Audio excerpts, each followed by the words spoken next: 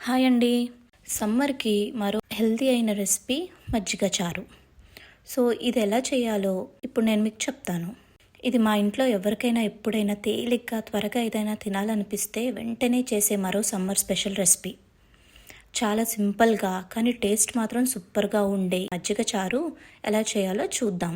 ముందుగా ఒక బౌల్లో పెరుగు తీసుకొని అందులో కొంచెం ఉప్పు వేసి బాగా చిలకరించాలి. కొద్దిగా నీళ్లు పోస్తూ మజ్జిగ కన్సిస్టెన్సీ వచ్చేలాగా బాగా కలుపుకోవాలి. అలా అని వాటరీ కన్సిస్టెన్సీ కాదండి, కొంచెం చిక్కగా కొంచెం వాటర్ పోసుకొని చిలకరించుకొని పక్కన పెట్టుకోండి. ఇప్పుడు స్టవ్ మీద ప్యాన్ పెట్టి కొంచెం ఆయిల్ వేసుకోవాలి. ముందుగా కొద్దిగా మెంతులు వేసి మంచి వాసన వచ్చే వరకు వేయించాలి. తర్వాత ఆవాలు, జీలకర్ర వేసుకుని చిటపటలాడనివ్వాలి.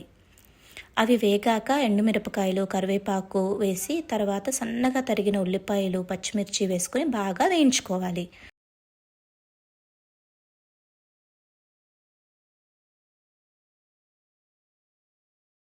ఇప్పుడు టేస్ట్కి, ఫ్లేవర్కి కొంచెం టమాటో కూడా వేసుకుని చిటికెడు ఉప్పు వేసి సాఫ్ట్ అయ్యే వరకు ఉడికించుకోవాలి.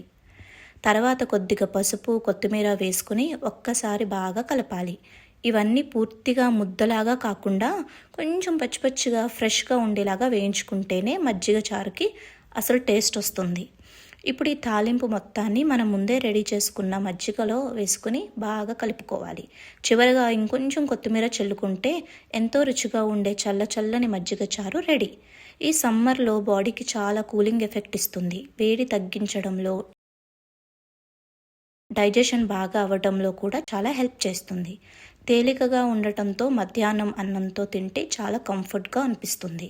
ఇంట్లో ఉన్న సింపుల్ ఇంగ్రీడియంట్స్తో ఇంత టేస్టీగా తయారయ్యే ఈ మజ్జిగ చారు మీరు కూడా తప్పకుండా ట్రై చేసి ఎలా వచ్చిందో చెప్పండి.